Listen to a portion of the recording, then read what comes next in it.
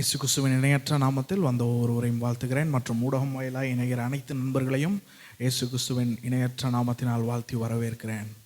அன்பானவர்களே,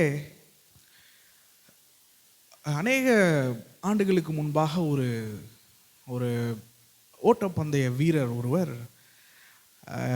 பயங்கர ப்ராக்டிஸு, பயங்கர காரியங்களின் நிமித்தம் அநேக பயிற்சி எடுத்து அநேக இதில் அதாவது ரொம்ப அந்த ப்ரைஸ் அட்டைன் பண்ணுற ஃபஸ்ட்டு 3 இடத்துல வர்றதுக்கு எல்லா தகுதியும் படைக்கும்படிக்கான ஒரு ப்ராக்டிஸ், ஒரு பயிற்சி எடுத்து அநேக கோப்பைகளை சிறிய இதிலெல்லாம் வென்று ஒரு பெரிய ஸ்டேஜுக்கு போய்விட்டார்.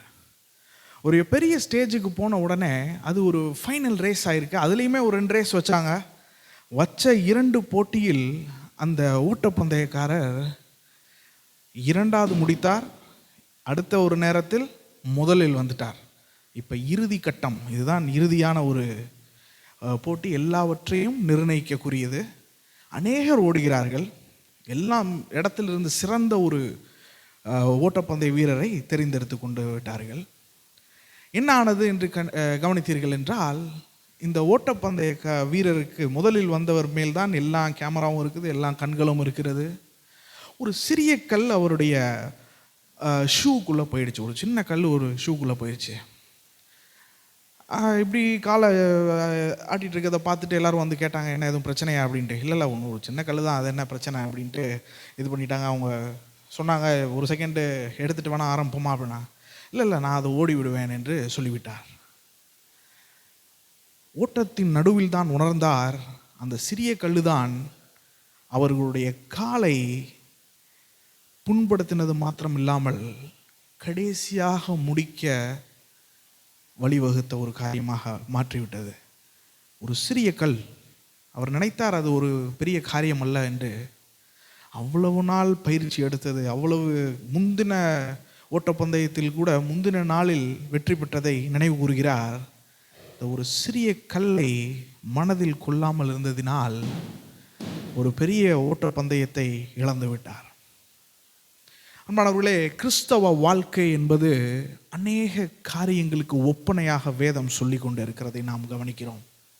நீங்கள் கவனித்தீர்கள் என்றால், பவுலடியார் என்ன சொல்கிறார் என்றால், மல்லி யுத்தத்திற்கு, குத்து சண்டைக்கு, மற்றொன்று என்னது, ஓடுவதற்கு, எல்லாம் விளையாட்டு சார்ந்தது, ஒரு போட்டி சார்ந்தது. யூகங்கள் முக்கியம், ஸ்ட்ராட்டஜி முக்கியம், நல்லா எல்லாத்துக்கும் மேலே உடல் உழைப்பு முக்கியம். இது கம்ப்யூட்டர்லேருந்து ஒரு ரூம்குள்ளே இருந்து தட்டிக்கிறது இல்லை, ஓடணும்.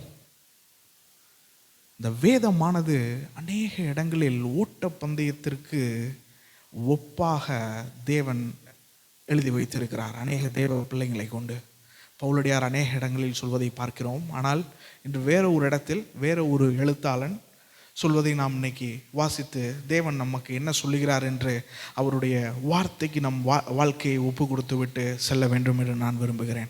ஆண்டவர் விரும்புகிறார். ஆமென். நான் உட்பட வாசிக்கும்படி கேட்கிறேன். எபிரேயர் எழுதின புஸ்தகம் 12ஆம் அதிகாரம் 1ஆம் வசனம் ஆரம்பித்து 3ஆம் வசனம் வரைக்கும் வாசிக்கும்படி கேட்கிறேன். ஆகையால் மேகம் போன்ற இத்தனை திரளான சாட்சிகள் நம்மை சூழ்ந்து கொண்டிருக்க, பாரமான யாவற்றையும் நம்மை சுற்றி நெருங்கி நிற்கிற பாவத்தையும் தள்ளிவிட்டு, விசுவாசத்தை துவக்குகிறவரும் முடிக்கிறவருமாயிருக்கிற இயேசுவை நோக்கி நமக்கு நியமித்திருக்கிற ஓட்டத்தில் பொறுமையோடே ஓடக்கடவும். அவர் தமக்கு முன் வைத்திருந்த சந்தோஷத்தின் பொருட்டு அவமானத்தை எண்ணாமல் சிலுவையை சகித்து தேவனுடைய சிங்காசனத்தின் வலது பாரிசத்தில் வீற்றிருக்கிறார். ஆகையால் நீங்கள் இளைப்புள்ளவர்களாய் உங்கள் ஆத்துமாக்களில் சோர்ந்து போகாத படிக்கு தமக்கு விரோதமாய் பாவிகளால் செய்யப்பட்ட இவ்விதமான விபரீதங்களை சகித்த அவரையே நினைத்து கொள்ளுங்கள். Praise the lord. ஆமென். இந்த 3 வசனத்தை மாத்திரம் என்று வாசிப்போம். ஆனால் நீங்கள் வீட்டுக்கு போய் இந்த மொத்த அதிகாரத்தையும் வாசிப்பீர்கள் என்று நான் நம்புகிறேன். தேவன் அநேக காரியங்களுக்கு ஒப்பனையாய் வைத்தது ஓட்டப்பந்தயத்திற்கு ஒப்பனையாக வைத்தார். இந்த வசனம் ஆரம்பிக்கும் போது கிளவுட்ஸ் ஆஃப் விட்னஸ், அதுக்கு தமிழில் என்ன, மேகம் போன்ற திரளான சாட்சிகள் என்று மொழிபெயர்க்கப்பட்டிருக்கிறது. நீங்கள் கவனித்து பார்த்தீர்கள் என்றால், இதை நான் விலக்கிவிட்டு அடுத்த பாயிண்ட்டுக்கு நான் போகிறேன். மேகம் போன்ற அநேக சாட்சிகள் என்று சொல்லும் பொழுது நாம் என்று நினைத்து கொள்ளக்கூடாது என்றால், மேகத்திலிருந்து ஏற்கனவே நம்மை விட்டு போனவர்கள் நம்மை பார்த்து கொண்டிருக்கிறார்கள், அவருக்கு நம்மளுக்கு கைத்தட்டி கொண்டிருக்கிறார்கள் என்ற அர்த்தம் அல்ல. அவர்களிடத்தில் ஜெபம் பண்ணுவதும் வேதத்திற்கு உட்பட்டதல்ல. அதையெல்லாம் மற்ற பிரிவை சேர்ந்தவர் சிலர்கள் பண்றார்கள். அதை நாம் முற்றிலும் வேதம் மறுக்கிறது. நாம் மறுக்கவில்லை, வேதம் மறுக்கிறது. கிளவுட்ஸ் ஆஃப் விட்னஸ், அது என்ன சொல்லுது? அந்த மேகம் போன்ற சாட்சிகள் என்று சொல்லப்பட்டது அநேகரை சாட்சியாய், விசுவாசத்தின் சாட்சியாய் முன்னால் நாம் வாசிச்சிருப்போம் அதே அதிகாரத்தில். என்னவென்றால், நமக்கு கொடுக்கப்பட்ட வாழ்க்கையை போல் நம்மை போன்று மாம்சமும் இரத்தமுமாய் இருந்து ஒருவர் ஏற்கனவே ஓடி முடித்திருக்கார். இந்த சத்தியத்துக்கு சாட்சியாய் அநேகர் அவர்களுடைய ஓட்டத்தை முடித்திருக்கிறார்கள் வெற்றிகரமாக. அந்த இதை தான் அடிப்படையாக கொண்டு எழுதப்படுகிறது அநேக மேகம் போன்ற ஒரு திரளான சாட்சி என்று. நம்ம மரித்த வீட்டில் போகும்போது சிலர் சொல்லுவாங்க, எங்கள் அப்பா என்னை பார்த்துட்ருக்காங்க, நான் நம்புகிறேன் என்று சொல்லுவாங்க. ஒரு ஆறுதலுக்காக நாம் மறுமையை நம்புகிறோம். ஆனால் மறுமையிலிருந்து இங்கு பார்த்து கொண்டிருக்கிறார்கள் என்பதற்கு அடிப்படையான வேத பகுதி எங்கும் சொல்லவில்லை. இது என்ன குறிக்கிறது என்றால், நமக்கு முன்பாக மாம்சமும் இரத்தமுமாய் இருந்த சாதாரண நபர்கள்தான் கிறிஸ்துவின் ஆவியானவரை கொண்டு நல்லபடியாக அவர்களை ஓட்டத்தை முடித்தார்கள் என்று எழுதப்பட்டிருக்கிறது. அதே போல் நம்மையும் இவ்வளோ சாட்சிகள் இருக்கிறது, இவர்கள் எல்லாம் முடித்து விட்டார்கள், உங்களை போன்றவையும் என்னை போன்ற நபர்தான், நாமும் அவர்களைப் போல் முடிக்க தேவன் கிருபை செய்வார். ஆமென். அதுதான் clouds of witness, திரளான மேகம் போன்ற சாட்சிகள் என்று சொல்லும்.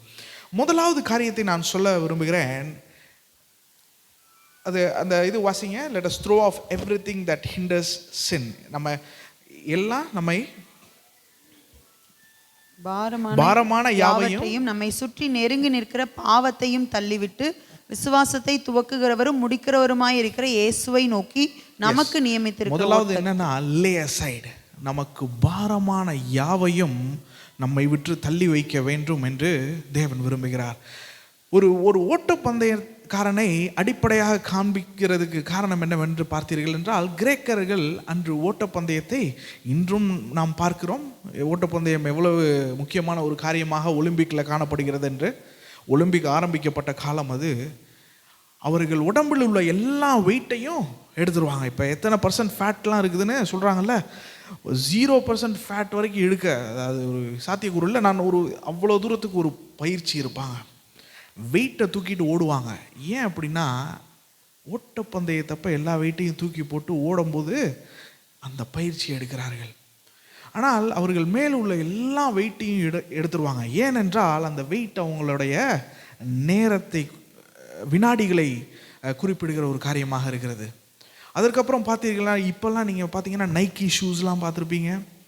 என்னதுன்னா ஏர், அந்த ஷூ பேரே ஏர் தான். ஏனென்றால் காற்று போல இருக்கிறது. அவர்கள் ஆடைகள், ஓடுகிறவர்களுடைய ஆடைகள் காற்று போல இருக்கும். ஏனென்றால் 1 கிராம் கூட கூடிடக்கூடாது. எவ்வளவு முடிந்த அளவு வெயிட்டை குறைத்து வேகத்தை கூட்ட முடியுமோ அதை துரிதப்படுத்துவார்கள். நாம் பார்க்கிறோம் இந்த இடத்துல எதை அந்த மாதிரி ஒரு பாரமான காரியம் என்று வேதம் சொல்லுகிறது என்று பார்க்கிறோம். இந்த உலகத்திற்கான அநேக காரியங்களை பாரமான காரியங்களாய் பார்க்கிறோம். நம்ம மாம்சத்தின் காரியங்களை பாரமான காரியங்களாய் நாம் பார்க்கிறோம். பவுல் சொல்லுகிறான், ஐ கண்ட்ரோல் மை பாடி, நான் என்னுடைய உடம்ப எனக்கு கீழே வச்சிருக்கிறேன். அது என்னை கண்ட்ரோல் பண்ணவில்லை, நான் அதை கண்ட்ரோலில் வச்சிருக்கிறேன். ஏன் அப்படி சொல்கிறான்? ஏனென்றால் வேதம், ஓட்டப்பந்தயமானது ஒரு இட் கம்ஸ் வித் ரூல்ஸ். அது வந்துட்டு ஒரு எப்படினாலும் ஆடுவதல்ல, இதற்குன்னு ஒரு வழி இருக்கிறது. அதாவது இஷ்டத்துக்கு மல்யுத்தம் பண்ணுவதல்ல, முடிசூட்டப்பட முடியாமல் போய்விடும். மல்யுத்தம் பண்ணுவதற்கென்று சில சட்டதிட்டங்கள் உண்டு. வேதாகமத்தில் நாம் கிறிஸ்துவை எப்பொழுது ஏற்றுக்கொள்கிறோமோ அப்பொழுதே நமக்கு கிறிஸ்துவானவர் ஒரு ஸ்டாண்டர்ட் வச்சிருக்காரு. ஆமென். கவனிங்க, ஒன்றும் பிரச்சனை இல்லை. கிறிஸ்துவானவர் நமக்கு ஒரு ஸ்டாண்டர்ட் வச்சிருக்காரு. நமக்கு அநேக காரியங்கள் நம்மை இந்த ஓட்டத்தை விட்டு நம் கவனத்தை இழுக்கும்படிக்கான காரியங்கள், ஓட்டத்தை விட்டு அந்த லைனை விட்டு கீழே போகிறதான காரியங்களை செய்யும் அநேக காரியங்கள் இருக்கும். ஆனால் இதற்கு எல்லாவற்றுக்கும் மேலாக எல்லாவற்றையும் விட்டுவிட்டவர்களாக நாம் இருக்க வேண்டும். நம்ம புதிய ஏற்பாட்டின் மொழியின்படி சொல்ல போனால் நம் மாம்சத்தை சிலுவையில் அறைந்தவர்களாக இருக்க வேண்டும். ஆமென். மாம்சத்தின் இச்சைகளை சிலுவையில் அறைந்தவர்களாக இருக்க வேண்டும். அநேக தேவ ராஜ்யத்துக்குள்ளே யார் போவா யார் போக மாட்டான் என்று அநேக காரியங்கள் எழுதியிருக்கிறது. ஆனால் இதே அதிகாரத்தில் எழுதியிருக்க ஒரு காரியத்தை நாம் வாசிப்போம். 14வது வசனத்தை வாசிங்க. யாவரோடும் சமாதானமாய் இருக்கவும் பரிசுத்தம் உள்ளவர்களாய் இருக்கவும் நாடுங்கள், பரிசுத்தம் இல்லாமல் ஒருவனும் கர்த்தரை தரிசிப்பதில்லையே. 15 வாசிங்க. ஒருவனும் தேவனுடைய கிருபையை இழந்து போகாதபடிக்கும் யாதொரு கசப்பான வேர் முளைத்தெழும்பி கலகம் உண்டாக்குகிறதினால் அநேகர் தீட்டுப்படாதபடிக்கும் ஒருவனும் வேசிக்கல்லனாகவும் ஒருவேளை போஜனத்துக்காக தன் சேஷ்டபுத்திர பாகத்தை விற்று போட்ட ஏசாவை போல சீர்கெட்டவனாகவும் இராதபடிக்கும் எச்சரிக்கையாயிருங்கள். 17 வாசிச்சிருங்க. ஏனென்றால் பிற்பாடு அவன் ஆசீர்வாதத்தை சுதந்திரித்துக் கொள்ள விரும்பியும் ஆகாதவன் என்று தள்ளப்பட்டதை அறிவீர்கள். அவன் கண்ணீர் விட்டு கவலையோടെ தேடியும் மனம் மாறுதலை காணாமற் போனான். இங்கே ஒருவரை பார்க்கிறோம். நமது வாழ்க்கை எப்பொழுது இந்த ஓட்டப்பந்தயம் ஆரம்பிக்கிறது என்றால் கிறிஸ்துவை ஏற்றுக்கொண்டதிலிருந்து ஆரம்பிக்கிறது. அது வரைக்கும் நாம் பார்வையாளராக இருக்கிறோம். கிறிஸ்துவை ஏற்றுக்கொண்ட பிறகு நம் ஓட்டத்தை ஆரம்பிக்கிறோம். இங்கே ஒருவரை பார்க்கிறோம். பரிசுத்தம் இல்லாமல் ஒருவனும் தேவனை தரிசிக்க முடியாது என்று எழுதியிருக்கு. அநேக பாவங்களையும் குறிப்பிட்டிருக்கு இந்த இடத்தில். கடைசியில் ஒரு உதாரணமாக மாம்சத்தின் நிமித்தம் சிரேஷ்ட புத்திர பாகத்தை இழந்த ஒரு நபரை குறித்து எழுதப்பட்டிருக்குது. என்ன? அவனுக்கு அந்த ஒரு நிமிடம் மாம்சத்தின் காரியம் அவனுடைய பெரிய ஓட்டத்திலிருந்து அவனுடைய லைன்லேருந்து வெளியே கொண்டு வந்துருச்சு. ஒரு சின்ன காரியம்தான், ஒரு பெரிய காரியம் இல்லை. அவன் எல்லாவற்றையும், அவன் பசியை ஒரு நிமிடம் தள்ளி வைத்திருந்தால், அவன் உணர்வுகளை ஒரு நிமிடம் தள்ளி வைத்திருந்தால், அவன் நினைவுகளை ஒரு நிமிடம் தள்ளி வைத்திருந்தால்,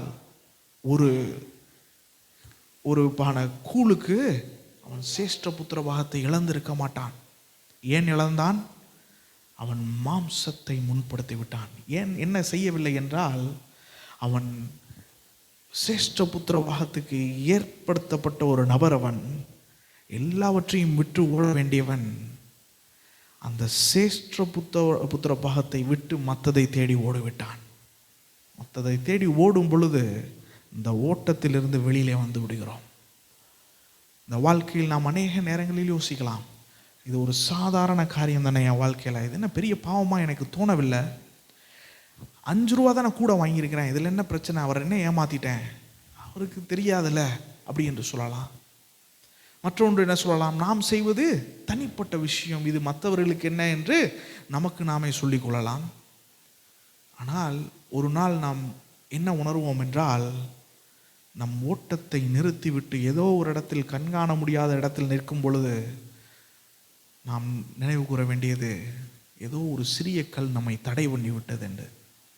நம் வாழ்க்கையில், கிறிஸ்துவ வாழ்க்கையை ஆரம்பித்த நாட்களிலிருந்து நம் வாழ்க்கை எதையெல்லாம் நம்மை தடை பண்ணுகிறது, கிறிஸ்துவோடு நடக்கிறதை, கிறிஸ்துவின் பாதையில் நடக்கிறதை எதையெல்லாம் தடை பண்ணுகிறது என்று பார்க்க வேண்டும். இங்கே சொல்லுது அன்பிலீஃப், அதாவது அவிசுவாசம். அதற்கப்புறம் பாவம். மற்ற இடத்தில் பார்த்தீங்கன்னா அந்த கோட்பாடுகளை பின்பற்றி அந்த நாட்களில் யூதர்கள் போய்விட்டார்கள், அதுதான் மதம் என்று. சிலர் என்னன்னா விசுவாசம் இல்லாமல் போய்விட்டார்கள். விசுவாசம் இல்லாமல் போவது என்னது? ஒன்றும் பிரச்சனை. விசுவாசம் இல்லாமல் போவது என்னது? எப்பெல்லாம் நாம் தேவனுடைய வார்த்தைக்கு செவி கொடுக்காமல் மற்ற ஒரு வார்த்தைக்கு செவி கொடுக்கிறோமோ அப்பொழுது நம் விசுவாசிகளாய் இல்லாமல் போய்விடுகிறோம் அந்த குறிப்பிட்ட நேரத்தில். உதாரணத்துக்கு சொல்ல வேண்டும் என்றால், இப்பொழுது ஒரு காரியம் நடக்கப்படுகிறது, கிறிஸ்துவானவர் இதை விட நான் சிறந்த வழியில் நான் செய்கிறேன் என்று சொல்லுகிறார். ஆனால் இல்லை எனக்கு அதுதான் வேண்டும் என்று நான் செய்தேன். ஆனால் கிறிஸ்துவை நான் விசுவாசிக்கவில்லை. தற்காலிக சுகத்திற்காக, தற்காலிக லாபத்திற்காக, தற்காலிக முன்னேற்றத்திற்காக நான் என் ஓட்டத்தை விட்டு கீழே இறங்கி விட்டேன் என்று ஆகிவிடும். ஆமென். கிறிஸ்துவானவருடைய சபைக்கு ஆவியானவர் பேசுகிற காரியமாக இருக்கிறது. வேதத்தின் மூலமாக பாரமான யாவற்றையும் விட்டு கீழே வைத்து விட வேண்டும். ஆமென். என்னெல்லாம் உங்களை பாரப்படுத்துகிற, சில நேரங்களில் உலக கவலை கூட நம்மளை பாரப்படுத்துகிற ஒரு காரியமாக இருக்கிறது. lay aside all that is waiting you. நீங்கள் உங்களை எந்த இதெல்லாம் பாரப்படுத்துகிறதோ எல்லாவற்றையும் தள்ளி வைக்க வேண்டும். ஆமென். அடுத்து சொல்லப்பட்டிருக்கிறது, பொறுமையுடன் ஓடக்கடவார்கள். ஆமென். பொறுமையுடன் ஓடக்கடவான். ஏசாவை பார்த்தோம். அவன் ஓட்டத்தில் நிதானம் இல்லை, பொறுமை இல்லை. ஒரு புதுசாக வாசன், அவர் செக்குலர் வேர்ல்டு தான். அவர் சொல்கிறாரு, வாழ்க்கை என்பது மாரத்தானில் 100 மீட்டர், ஆனால் முடிவே இல்லாமல் ஓடிட்டே இருக்கணும். 100 மீட்டர் ரேஸ்னால் என்ன பண்ணுவாங்க? வேகமாக ஓடுவாங்க. அதுக்கு முடிவு இல்லைன்னா அதே வேகத்தில் ஓடிட்டே இருக்கணும். மாரத்தான்னா ஆரம்பிக்கும் போது மெதுவாக ஓடுவாங்க, அப்புறம் போக போக ஸ்பீடாவாங்க இல்லையா? ஸோ தே ஹேவ், அவங்களுக்கு ஒரு ஸ்ட்ராட்டஜி இருக்கும். ஆனால் அவர் சொல்கிறாரு, இது ஓட்டப்பந்தயம் 100 மீட்ரு வாழ்க்கை ஃபுல்லாக ஓடிட்டே இருக்கணும். கிட்டத்தட்ட அது ஓரளவுக்கு சரியானது தான். வாழ்க்கையில் அநேக காரியங்கள் நம்மை போராடும் பொழுது பாருங்கள், கிரிக்கெட் விளையாடும் போது உலகத்தின் காரியத்தை பயன்படுத்துகிறேன்னு நினைக்க வேணாம். ஒரு உதாரணத்துக்கு தான் நான் சொல்கிறேன். ஆண்டவரே சொன்னார் இல்லையா, சில காரியங்கள் உலகத்திற்கான காரியங்களை அவர்கள் ஞானமாக இருக்கிறார்கள் உதாரணப்படுத்துறதுக்காக சொல்கிறேன். ஒரு கிரிக்கெட் மேட்ச் பார்க்குறீங்க என்றால், இப்போ அண்மையில் பாகிஸ்தான் இந்தியா மேட்ச் கூட நடந்துச்சு. வெளியிலிருந்து அவ்வளவு ஆபாசமான வார்த்தைகளை பயன்படுத்தி, நீங்கள் ஆஸ்திரேலியாலாம் இந்தியா டீம் போய் விளையாடும் போது பார்த்துறவர்களுக்கு புரியும். ரொம்ப கொச்சையான ஒரு வார்த்தைகளெல்லாம் பயன்படுத்தி சொல்வார்கள். உணர்வுபூர்வமானவர்கள் உணர்வுகளை வெளிப்படுத்தி ஃபைன்லாம் வாங்கியிருக்காங்க. 2006 உலகக்கோப்பை கால்பந்து ஆட்டத்தில் ஜிடேன் என்கிற ஒரு பெரிய கால்பந்து வீரர், ரொம்ப இன்னும் பேர் சொன்னால் அவருக்கு ஒரு இது இருக்குது, ரியல் மேட்ரிட் டீமோட கோச்சாக இருந்தார், பெரிய பேர். என்ன பண்ணார் என்றால், பிரான்ஸ் டீம் ஃபைனல் வந்து விட்டது. அவரை கோவப்படுத்தி கொண்டே ஒருவன் பின்னால் வந்துக்கிட்டே இருக்கான். ஒரு கட்டத்தில் கோபம் தாங்க முடியாமல் அடித்தவுடன் விளையாட்டை விட்டு வெளியேற்றப்படுகிறார். இது தவறான உதாரணமாக இருக்கிறது என்று. இதெல்லாம் பாருங்கள், பொறுமையுடன் ஓடக்கடவும். எல்லாம் தூக்கி எறிவான். தூக்கி எறிகிற கற்களுக்கெல்லாம் பதில் சொல்லிவிட்டு இருக்க முடியாது. நம்ம ஓடுகிற, அதான் ஒருவர் சொல்கிறார், குலைக்கிற நாயெல்லாம் பார்த்து கல்லை விட்டு அடிச்சிட்டு இருந்தா ஓடுற தூரத்தை நாம் இழந்து விடுவோம், நேரத்தை இழந்து விடுவோம். குலைக்கிறது குலைத்து கொண்டு இருக்கட்டும் என்று ஓடிக்கொண்டே இருக்கணும். பொறுமையுடன் ஓட கடவார்கள். பொறுமை இல்லாதனால தான் அநேக நேரங்களில் நாம் பின்வாங்கி விடுகிறோம். அநேக இடங்களில் இருந்து யோபுவின் பொறுமையை பார்த்திருக்கிறோம். தேவன் மோசேயை சாந்தமுள்ளவனாய் மாற்றினவராய் இருக்கிறார், ஒரு கோபம் நிறைந்தவனை. பொதுவாக நம்மை பொறுமையானவர்களாய் மாற்றும் பொழுது தேவன் அநேக காரியங்களை நம் வாழ்க்கையில் அனுமதிக்கிறார். ஏனென்றால் பொறுமையானது உபத்திரவங்களில் மத்தியில் உருவாகிற ஒரு ஒன்றாய் இருக்கிறது. பொறுமையுடன் ஓட கடவுன். எல்லா வெயிட்டையும் தள்ளி வச்சாச்சு. இப்போ உணர்வுபூர்வமாய் ஓடவில்லை, பொறுமையாய் ஓடுகிறோம். ஆமென். உணர்வுகளுக்கு கட்டுப்பட்டு ஓடவில்லை. யாரோ கோவப்படுத்தினோன்னே லைனை விட்டு இறங்கி அவனோட சண்டை போடுவதில்லை. நம் ஓட்டத்தில் நம் கண்கள் முன்பாக இருக்க வேண்டும். ஆமென். நமக்கு முன்பாக விசுவாச வாழ்க்கை ஒன்று இருக்கிறது. உங்கள் கையில் தேவன் என்னெல்லாம் பொறுப்பாக தந்திருக்கிறாரோ எல்லாம் முக்கியம். அதை எல்லாம் எப்படி நீங்கள் கையாள்கிறீர்கள் என்றதையும் தேவன் பார்த்து கொண்டிருக்கிறார். ஓட்டத்தில் பிழை இல்லாமல் ஓட வேண்டும். ஆமென். அநேகர்கள் ஓட்டத்தை ஆரம்பிக்கிறார்கள், ஆரம்பித்த எல்லாம் ஓட்டத்தை வெற்றிகரமாக முடிக்கவில்லை. அநேக சாட்சிகளுக்கு அதுக்கும் இருக்கிறது. ஆனால் நாம் அவ்வகையாய் போய்விடக்கூடாது என்று தேவன் விரும்புகிறார். லே aside all your weights. எல்லாம் பாரமானவைகளையும் ஓரமாக வைத்துவிட்டு பொறுமையுடன் ஓட கடவோம். ஆமென். அதில் மூன்றாவதாக பார்க்குறோம். 2வது 3வது வசனத்தை வாசிக்கும்படி கேட்கிறேன். அவர் தமக்கு முன் வைத்திருந்த சந்தோஷத்தின் பொருட்டு அவமானத்தை எண்ணாமல் சிலுவையை சகித்து தேவனுடைய சிங்காசனத்தின் வலது பரிசத்தில் விற்றிருக்கிறார். ஆகையால் நீங்கள் இளைப்புள்ளவர்களாய் உங்கள் ஆத்துமாக்களில் சோர்ந்து போகாதபடிக்கு தமக்கு விரோதமாய் பாவிகளால் செய்யப்பட்ட இவ்விதமான விபரீதங்களை சகித்த அவரையே நினைத்து கொள்ளுங்கள். Praise the Lord. Amen. யாரை உதாரணப்படுத்துகிறார் என்றால், எல்லாரும் அநேக உதாரணங்கள் இருக்கிறார்கள், ஆனால் the author and the finisher of our faith. Amen. தொடக்குகிறவரும் முடிக்கிறவர் மேல் நம் கண்கள் இருக்க வேண்டும். நம் கண்கள் வேற யாரும் இல்லை, மனிதர்கள் அல்ல, நம் சபையாக இருக்கிறோம். ஆனால் நம் வாழ்க்கையில் ஒவ்வொருவரும் சொல்ல வேண்டும், எங்கள் கண்கள் எங்கள் தேவனை நோக்கி இருக்கிறது. ஆமென். தொடக்கிறவர் அவர்தான், விசுவாச வாழ்க்கையை முடிக்கிறவரும் அவர்தான். ஆனால் அதற்கு நடுவில் நடக்கிற காரியங்களுக்கு தேவனோடு நம்ம இருக்க வேண்டும். ஆமென். நீங்கள் கவனித்து பார்த்தீங்கன்னா தெரியும், சில நேரங்களில் நாம்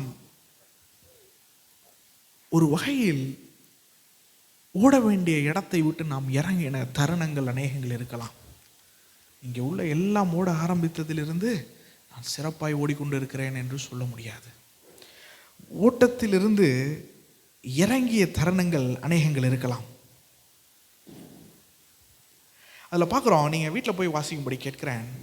4வது வசனத்திலிருந்து 12வது வசனத்து வரைக்கும் பார்க்குறோம். என்ன சொல்லப்பட்டிருக்கின்றால், தேவன் அவர் யாரை விரும்புகிறாரோ அவர்களை சிட்சிக்கிறார். ஆமென்.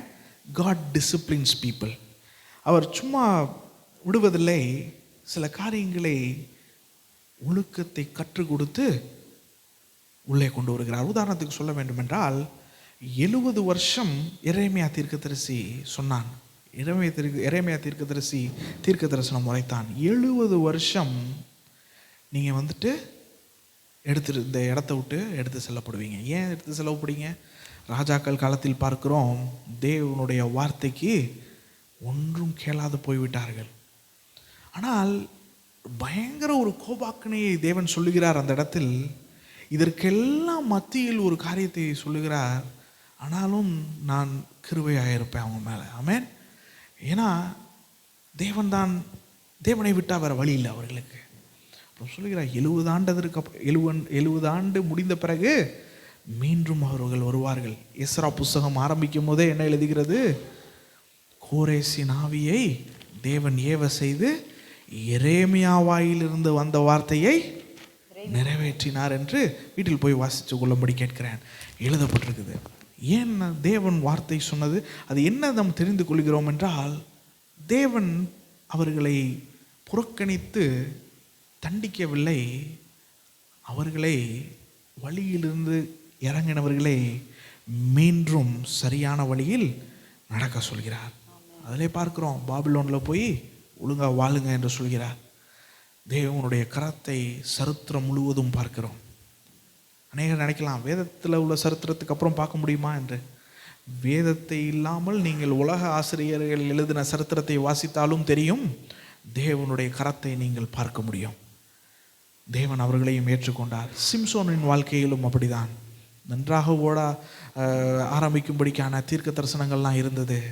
இறுதியாக என்னானது? அவன் அநேக காரியங்களில் இந்த உலக காரியங்கள் அவனை பற்றி இழுத்து கொண்ட மாத்திரத்தில் என்னானது? அவனுடைய தேவன் வைத்திருந்த திட்டங்கள் எல்லாம் மறைந்து போனது போல் இருந்தது. ஆனாலும் இறுதியாக ஜெபம் பண்ணுகிறான், ஆண்டவரே ஒரு முறை என்னை நினைத்தருளும் என்று. அதுக்கப்புறம் ஒரு டைட்டான ப்ரேயர் பண்ணுறான். தேவன் அப்பையும் அவனை நினைவு கூர்ந்து இந்த புஸ்தகத்தில் அவனுடைய பெயரையும் எழுதி வைத்திருக்கிறார். தேவன் சில நேரங்களில் உங்களை சில காரியங்களில் அனுப்புவார். சில நேரங்களில் நாம் நீதிமொழிகள், யோபு புஸ்தகம், பிரசங்கி இதெல்லாம் பார்க்கும்போது ஞான போதனைகள், அநேக சங்கீதங்களையும் வரும். வேதம் முழுவதும் ஞான போதனைகள் தான். என்னவென்றால், தேவன் ஆவிக்குரிய ரீதியில் நம்மை முன்னால் நிற்க வேண்டும் என்றும் விரும்புகிறார். உலகத்தின் முன்பாகவும் ஞானத்துடன் நடந்து கொள்ள வேண்டும் என்று தேவன் விரும்புகிறார். உலகத்திற்கு முன்பாக போய் கூனி குறுகி அல்ல, உலகத்துக்கு முன்பாக நிற்கும் பொழுது தேவனை நீங்கள் ரெப்ரசன்ட் பண்ணுறவங்க. உங்களுக்கு மேலே உலகத்தில் உள்ள பாஸ் இருக்கலாம், ஆனால் நீங்கள் எல்லாம் வல்ல இறைவனை அவர்களுக்கு பிரதிபலித்து கொண்டு இருக்கிறீர்கள். உங்கள் வேலையில் ஒரு பிழை அவர்கள் கண்டுபிடித்து விடக்கூடாது. ஞானமான விஷயத்தில் நடக்க விரும்புகிறார். அநேக இடத்தில் பார்த்தீர்கள் என்றால் சிம்சோனுடைய வாழ்க்கையில் ஆவிக்குரிய வீழ்ச்சியில் ஆரம்பித்து மாம்சத்தில் முடியும். அதற்கப்புறம் தேவன் அவனை எடுத்து கொண்டு வருகிறார். சில காரியங்கள் அவன் மதியினமாகவே நடந்து கொண்டிருப்பதை நாம் பார்க்க முடியும், அடிக்கோடிட முடியும். அவனுடைய அந்த வசனத்தில் வாசித்தோமானால், முதலாவது எல்லாவற்றையும் வைத்த நாம் அடுத்து ரன் வித்தின் பொறுமையுடன் ஓட தேவன் கிருபை செய்வார். மூன்றாவது கிறிஸ்துவானவரை அடித்தளமாக காண்பிக்கிறது. கிறிஸ்துவானவர் என்ன பண்ணார் என்றால், அந்த வசனம் சொல்லுகிறது அவருடைய வேர்வை துவாரங்களிலிருந்து ரத்தம் வந்தது என்று எழுதப்பட்டிருக்கு. ஒரு கடினமான ஒரு டாஸ்க் முன்னால் இருக்குது. ஆனால் அவர் இதையெல்லாம் தாண்டி எதை குறித்து மகிழ்ச்சி அடைந்தார் என்றால், உயிர்த்தெழுதல் ஒன்று இருக்கிறது, பிதாவின் வலது பார்சத்தில் வீற்றிருப்போம் என்பதை நினைத்து மகிழ்ந்தார். இன்னொரு உதாரணப்படுத்த வேண்டும் என்றால், குழந்தை பெறும் பொழுது பெண்கள் மிகுந்த ஒரு கடினமான ஒரு வழியை தாண்டி போகிறார்கள். ஆனால் நீங்கள் கவனித்தீர்கள் என்றால் அடுத்த குழந்தைக்கு ஆசைப்படுவாங்க. ஏன் அப்படி என்றால், அவர்கள் வழியை எல்லாம் தாண்டி ஒரு அழகான ஒரு ஜீவன் அவர்கள் கண்களுக்கு முன்பாக இருக்கிறது. ஆமென்.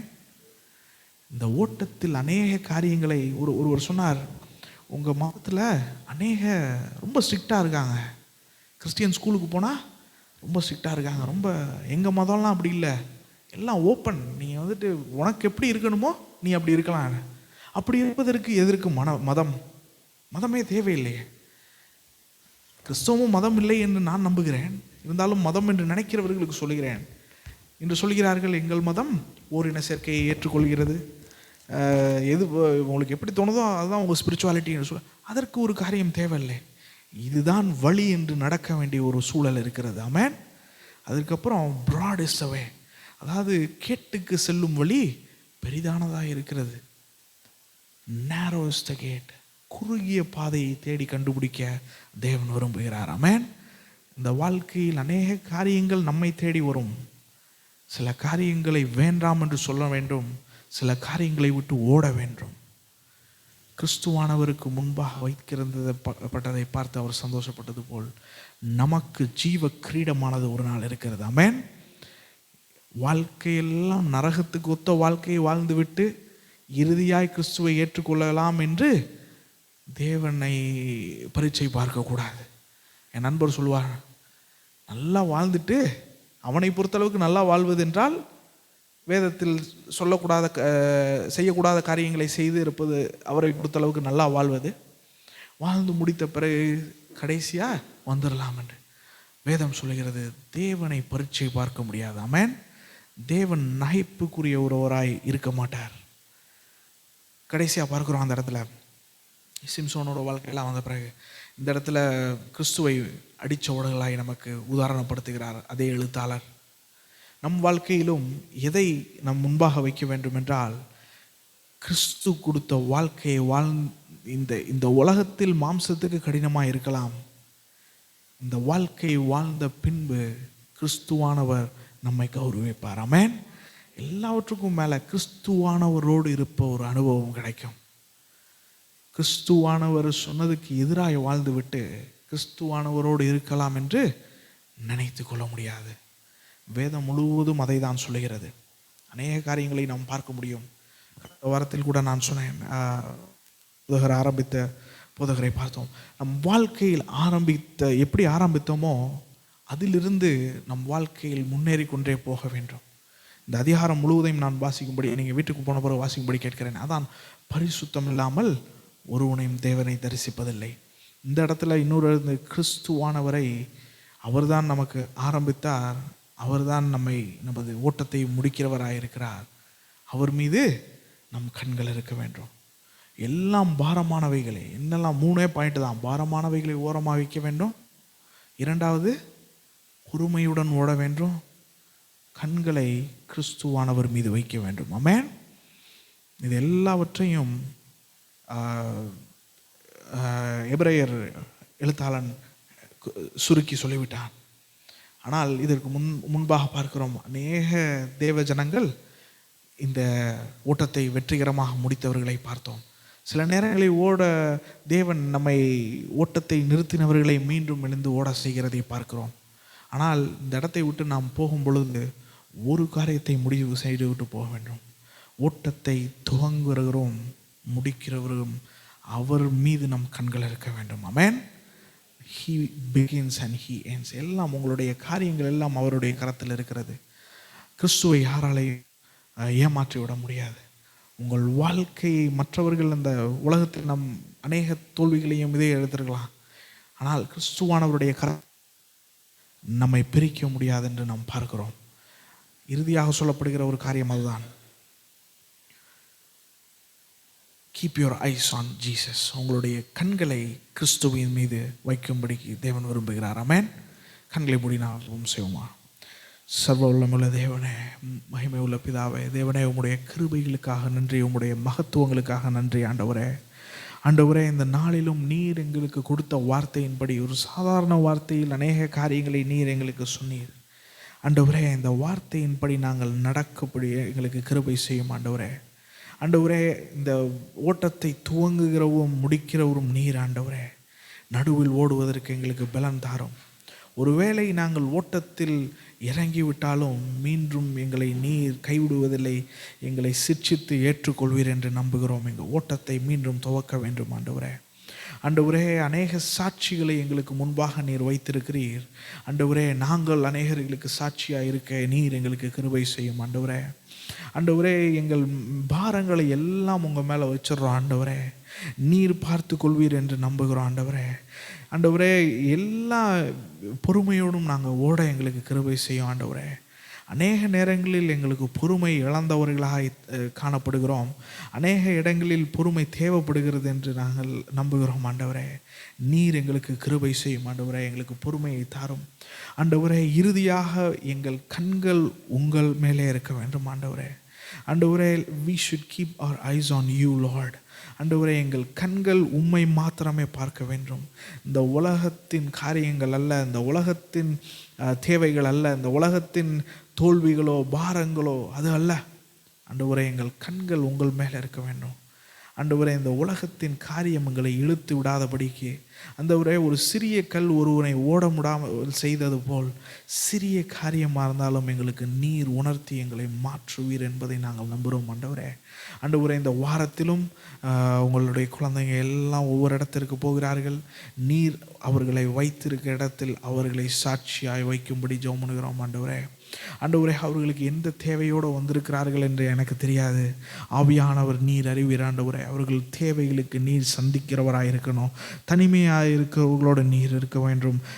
பண தேவையோடு வந்தவர்களோடு நீர் இருக்க வேண்டும் ஆண்டவரே. மற்ற குடும்ப பிரச்சனைகளோடு வந்தவர்களோடு நீர் இருக்க வேண்டும் ஆண்டவரே. எல்லாவற்றையும் தாண்டின ஒரு சமாதானம் அவர்கள் வாழ்க்கையில் இருக்கட்டும். அவர்களை ஞானத்தினால் நிரப்பும், பலத்தினால் நிரப்பும் ஆண்டவரே. ஆண்டவரே, போராட்டங்கள் இருக்கலாம் ஆண்டவரே. நாங்கள் வெறுமையாக காற்றை குத்துகிறவள் அல்ல, வெற்றி சிறக்க பண்ணுகிறவளாக எங்களை மாற்றும் ஆண்டவரே. இந்த உலக காரியங்களிலும் சரி ஆண்டவரே, ஆவிக்குரிய ஓட்டத்திலும் சரி ஆண்டவரே, நடுவில் நிற்கக்கூடாது. முடிவு வரை வெற்றிகரமாக ஓட நீர் எங்களுக்கு கிருபை தரும் ஆண்டவரே. எங்கள் எல்லாரையும் உங்கள் கரத்தில் தரோம். மீண்டும் அடுத்த வாரம் சந்திக்கும் வரைக்கும் உங்கள் கிருபைகளும் புதிய கிருபைகள் எங்கள் வாழ்க்கையை சொல்லட்டும் ஆண்டவரே. நீர் எங்களோடரும் மூத்த போதகர்களுக்காக ஜெபம் பண்ணுறோம். நீர் முற்றிலும் சுகமளித்ததற்கு நன்றி ஆண்டவரே. எல்லா கிருபைகளையும் தந்ததற்கு நன்றி. இதுவரைக்கும் நடத்தி வந்ததற்கு நன்றி. இனிமேலும் தரப்போகிற சுகங்களுக்கு நன்றி ஆண்டவரே. மீதியானது யாவற்றையும் உம்முடைய கரத்தில் ஒப்புவிடுகிறேன். இயேசு கிறிஸ்துவின் நேயற்ற நாமத்தில் ஜெபிக்கிறேன் நல்ல பிதாவே. ஆமென்.